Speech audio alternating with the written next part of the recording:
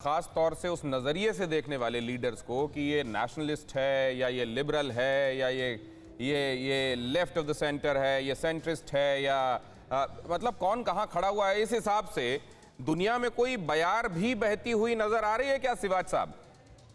बिल्कुल, देखो इसमें एक दिनेश बहुत एक इम्पोर्टेंट चीज देखनी पड़े कि पुतिन जो है उसकी एक खसूसियत ये है कि आज रूस इकोनॉमिकली इतना अच्छा नहीं कर रहा। इसके पास दो ही चीजें हैं, एक तो ये आपको एनर्जी गैस ऑयल जो है एक्सपोर्ट करता है और दूसरा है आर्मामेंट मिलिट्री हार्डवेयर, और उसमें दोनों में बहुत अच्छा कर रहा है। जिस प्रकार से इन्होंने गैस पाइपलाइन वगैरह बना दी है, ईस्टर्न यूरोप में जाता है रूस से गैस भी ऑयल भी, वो उसमें बड़ी बढ़ोतरी हुई। और दूसरा आर्मामेंट में अभी भी इन्होंने, जैसे हम भी, भारत भी 50 से 60% अभी भी खरीद रहा है। S-400 जो है एयर डिफेंस सिस्टम, वो सबसे आधुनिक माना गया वर्ल्ड के अंदर। यूं तो वो S-500 में बनाने लगे, मगर वो भारत ने भी खरीदा, चीन ने भी खरीदा, टर्की ने भी खरीदा। इसके बावजूद कि काटसा लग रहे थे, countering America adversary through sanction act, sanction लगा रहा है अमेरिका, फिर भी खरीदा। एक मतलब ये व्लादिमीर पुतिन का एक प्रकार से एक छवि है जिससे वो एक 1-to-1 होके अपने देश के लिए एक प्रकार से काफी अच्छा करे आर्मामेंट्स की इंडस्ट्री में। और अभी भी हम उससे 30 से 40 या 50% हथियार खरीदें और बाकी देश भी उसके साथ खरीदे जा रहे हैं। और उसने अपनी इकोनॉमी में भी बढ़ोतरी की है, जिस प्रकार से एनर्जी को उन्होंने एक्सपोर्ट किया है। मगर और जो डोमेस्टिकली उनका जो आपस में रवैया है, मुझे लगता है वो भी उसने किसी हद तक उसको पार करने की कोशिश की है।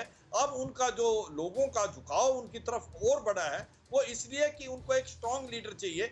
जिस प्रकार से अमेरिका अभी दबाने की कोशिश कर रहा है रूस को, तो उसमें उनको चाहिए कि काउंटर करने के लिए, चाहे वो पहले डोनाल्ड ट्रंप थे या जो बाइडेन थे, तो ऐसा ही पुतिन ही कर सकता है, ना कि कोई और लीडर। उतना टॉल लीडर उनको नजर नहीं आ रहा। ये जरा मैं ये भी समझना चाहता हूँ, मसलन अलेक्सी नावल्नी के संदर्भ में, वहां पर उनका यात्रा के दौरान वो चाय पीना और उसमें कहा जाना है कि उसमें कोई सब्सटेंस था, उसके बाद उनका बीमार होना, जर्मनी का पेशकश करना कि हम इलाज करेंगे, ये जो दिखाई देता था कि वहाँ के इंटरनल डायनेमिक्स में बहुत सारी बाहर की कंट्रीज इन्वॉल्व हैं, क्योंकि जाहिर है उनके अपने अपने स्टेक्स हैं। इसको ज़रा मैं समझना चाहता हूँ रामेश्वर जी से। रामेश्वर जी, वर्ल्ड वाइड किसको कैसा दिखाई दे रहा होगा पुतिन का फिर से कुर्सी पर आना? पुतिन का फिर से आना तमाम लोगों को इस समय अच्छा नहीं लग रहा होगा। अगर आप देखें, मैं तो ये कहना चाहता हूँ, जो भी हमारे एक्सपर्ट आज बहुत ही अच्छे हैं, जो कि बहुत अच्छे एनालिसिस करके बताए रशिया के बारे में, पुतिन के बारे में। कमियां हर जगह होती हैं।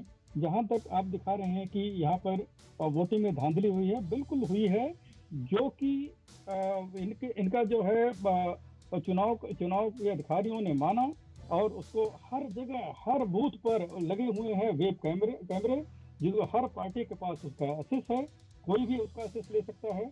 और जहां पर पकड़े गए, वहां के पूरे बूथ के अथॉरिटीज के लोगों पर नहीं, मतलब वही कह रहे हैं यशवंत जी, वही कह रहे हैं कि इससे इनकार नहीं किया जा सकता, लेकिन ये आटे में नमक होगा, नमक की रोटी नहीं बन गई होगी रामेश्वर जी।